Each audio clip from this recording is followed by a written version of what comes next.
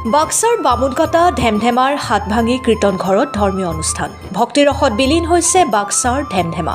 ৰাতিপুৱাৰ ভাগত ধৰ্মধ্বজা উত্তোলন, বন্তি প্ৰজ্বলন, চাফাই অভিযান, বৃক্ষৰোপণ কাৰ্যসূচী ৰূপায়ণ কৰে ধৰ্মীয় অনুষ্ঠানত।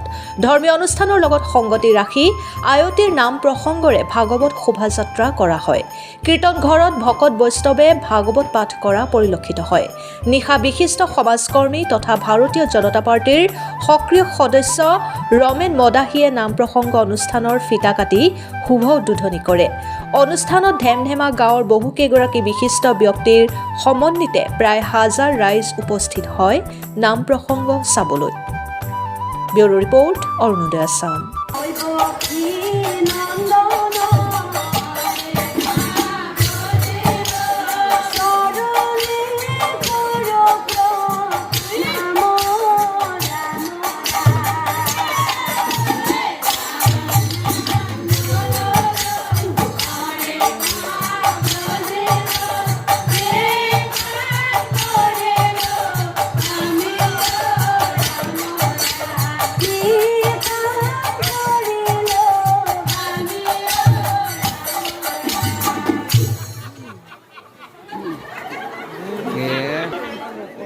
জয়জ্যোতি মই তথা আমাৰ গুৱাহাটী নুনমাটি বিষ্ণুনগৰ 6 নাগামদলৰ ফালৰ পৰা আপোনালোক সকলোলৈ পৰম্পৰা হ'লেও ভোগালী বিহু তথা ইংৰাজী নতুন বৰ্ষৰ আন্তৰিক শুভেচ্ছা জ্ঞাপন কৰিছোঁ। আৰু লগতে যিজনা মহান উদ্যোক্তাই আজি আমাৰ নামৰ দলটিক আমন্ত্ৰণ কৰি আনি নাম পৰিৱেশন কৰাৰ কাৰণে সুবিধাকণ দিছে, তেওঁলোককো ইচ্ছাগতেই আমাৰ নাম দলটিৰ হৈ মই ধন্যবাদ জ্ঞাপন কৰিছোঁ। প্ৰথমে সমূহ ধৰ্মপ্ৰাণ ৰাইজক মতৰ পৰা আন্তৰিক শুভেচ্ছা জ্ঞাপন কৰিছোঁ আৰু লগতে আমাৰ ধেমধেমা গাঁওবাসী ৰাইজক মতৰ পৰা আন্তৰিক শুভেচ্ছা জ্ঞাপন কৰিছোঁ। আজি এনেকুৱা পবিত্ৰ স্থান এটাত মোক নিমন্ত্ৰণ দিয়াৰ বাবে মই নিথৈ আনন্দিত হৈছোঁ।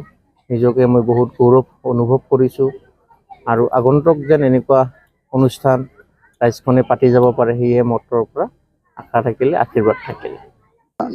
অনুষ্ঠান মই বহুত গাঁৱতে মই কৰি আহি আছোঁ আৰু এই ধেমধেমা গাঁওবাসীৰ লগত মই বহু বছৰ ধৰি মই জড়িত হৈ আছোঁ এই অনুষ্ঠানত। সেয়ে মই বহুত ভাল লাগিলে আজি এই অনুষ্ঠানত জড়িত হ'ব পাই কেনে।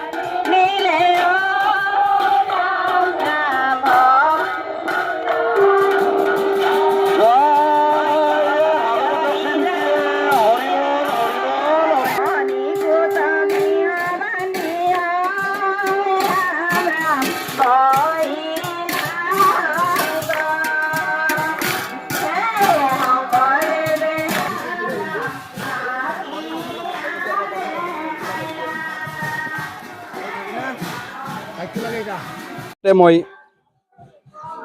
ধেমধেমা গঞা ৰাজৰ তৰফৰ পৰা নিজ চৰণৰ ভাই বন্ধুসকলক মই ধন্যবাদ জ্ঞাপন কৰিছোঁ। আজি ধেমধেমা গঞা ৰাইজৰ কীৰ্তন ঘৰৰ আমি কাৰ্যসূচী ৰাখিছিলোঁ। ৰাতিপুৱা ধৰ্মধ্বজা উত্তোলন হৈ গ'ল। আমি স্মৃতি তৰ্পণ কাৰ্যসূচী ৰাখিছিলোঁ। আমি গছ ৰোপণ কাৰ্যসূচী ৰাখিছিলোঁ, চাফাই অভিযান কাৰ্যসূচী ৰাখিছিলোঁ আৰু আহি আমি এতিয়া ভাগৱত ভ্ৰমণ কাৰ্যসূচীত উপনীত হৈছোঁ। এয়া আমাৰ ভাগৱত ভ্ৰমণ কাৰ্যসূচী চলি আছে। আমাৰ নামঘৰৰ প্ৰথম পতিত পূৰ্য আমাৰ হয়তো নিৰ্মাণ কৰ্তা আমাৰ মাজত আজি নাই। 1968 চনতে আমাৰ এচেলাৰে মন্দিৰটো নিৰ্মাণ কৰা হৈছিল। আহি আমি যোৱাবেলি সোণালী জয়ন্তী বৰ্ষত উপনীত হৈছিলোঁ আৰু সোণালী জয়ন্তী বৰ্ষ আমি ধুমধামেৰে পালন কৰিছিলোঁ। আৰু আজি আমাৰ দিনজোৰা কাৰ্যসূচীৰে এই ভাগৱত ভ্ৰমণৰ লগতে নামঘৰৰ বিভিন্ন কাৰ্যসূচী চলিব। সন্ধিয়া ঠিক 6 বজাৰ লগে লগে আমি আমন্ত্ৰণ কৰিছিলোঁ নুনমাটি গুৱাহাটীৰ নিশামণি হালৈ পাঠিকা। আমাৰ সন্ধিয়াও কাৰ্যসূচী চলিব। মই আজি এই নিউজ চেনেলৰ জৰিয়তে আপোনালোকক এটাই অনুৰোধ কৰিব বিচাৰিছোঁ, আপোনাই প্ৰচাৰ কৰক যে আমাৰ এই গাঁওখনৰ উন্নতিৰ বুলি ক'বলৈ গ'লে চৰকাৰৰ তৰফৰ পৰা আজিলৈকে আচলতে কোনো আমি অনুদান পোৱা নাই।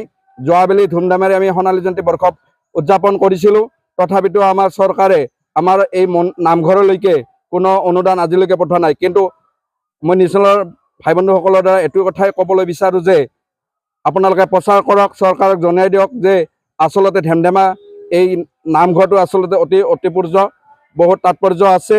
গতিকে বহু পুৰণি নামঘৰ হয়, য'ত নেকি আমি সোণালী জয়ন্তী বৰ্ষ উদযাপন কৰিবলৈ সক্ষম হৈছোঁ।